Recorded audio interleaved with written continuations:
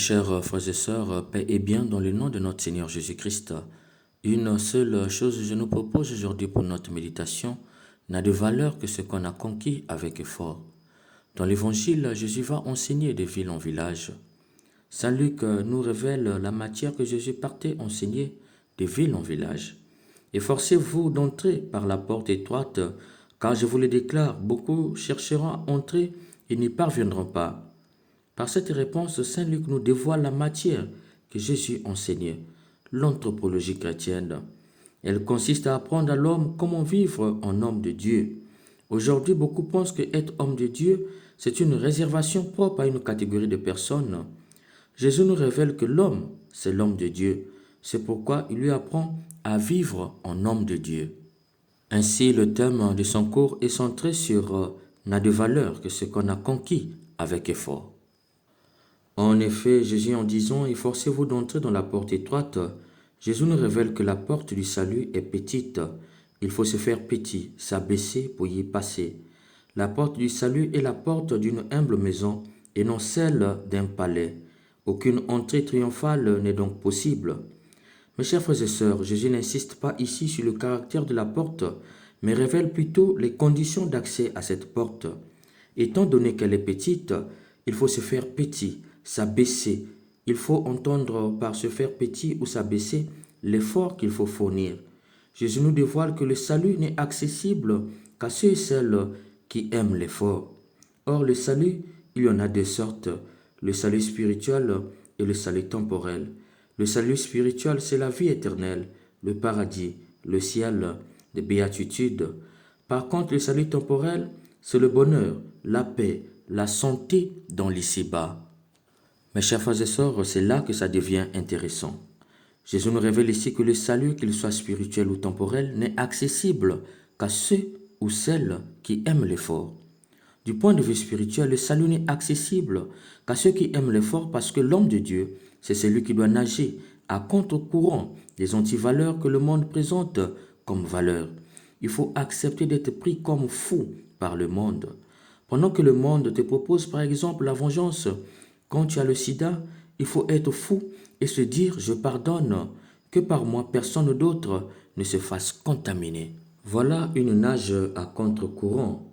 Saint Paul, dans la première lecture, nous dit « lorsque tu décides de nager dans le sens opposé, Dieu vient toujours à ton appui. Une seule condition, deviens un homme de prière. Par ta prière, Dieu te fait passer de la justice à la gloire.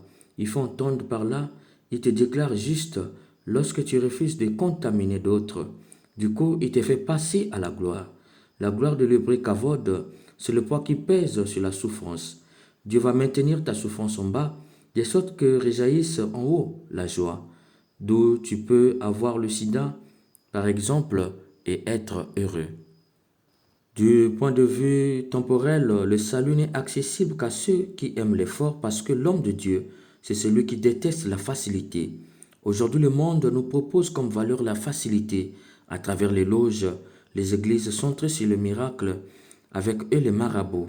Tellement qu'on aime ce qui est facile, on déteste l'effort. On triche, on vient en retard, on bâcle le travail et on rentre à temps. On se plaint que les enfants ne sont plus intelligents, qu'ils écrivent les sons. On se plaint que les médecins sont incompétents. On se plaint qu'on ait des tocards et des médiocres à la tête de nos États. On se plaint que les militaires, les policiers et même les gendarmes sont devenus des automates. Jésus nous dit que la cause de ce mal est l'option préférentielle que nous avons prise pour la facilité. Jésus va même plus loin, il nous dit qu'il n'y a pas seulement la facilité, mais aussi l'impatience. Oui, il y a les derniers qui seront les premiers et les premiers qui seront les derniers. Il faut entendre par là une dénonciation à une attitude forte aujourd'hui, l'impatience. Aujourd'hui, nous formons une génération dite génération pressée.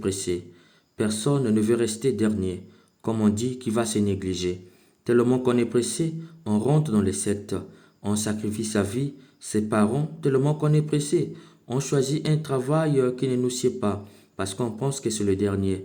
Jésus te dit, il y a toujours un train, une voiture, un avion ou un bateau à prendre. Il faut entendre par là, pour celui qui est incompétent, quand une porte se ferme avec Dieu, une autre s'ouvre. Dieu est compétent Il aime que ses enfants soient compétents. Malheureusement, on n'a pas compris cela. Parce que tel s'est marié, a fait un enfant, moi aussi je dois me marier, je dois faire un enfant. Et très souvent, on se marie avec Satan. Et pire, on garde de Satan un enfant comme souvenir. Et le comble, on accuse Dieu. Mes chers frères et sœurs, lorsque tu ne sais pas la valeur de ce que tu as eu par effort, tu te comportes en gonflé. Tu aimes les ontés triomphales. Quelqu'un qui ne souffre pas pour gagner son argent, il se joue le bouc entier. Mais celui qui souffre pour avoir est sage. Cher bien-aimé, n'envie jamais qui réussit sans effort. Satan est un éternel escroc. Il ne fait du bien à personne. Vise toujours l'excellence. Prends le temps de te former. Supporte avec patience les efforts. N'a de valeur que ce que tu as conquis avec effort. Dans ton travail, fournis d'efforts pour qu'on sente que vous méritez par compétence. Puis, n'envie pas qui monte en grade sans effort. Avec son souffrance, on triomphe toujours sans gloire. Amen. Avancer au-delà de l'absence, accueillir l'avenir incertain, relever le défi d'un silence, partager ta parole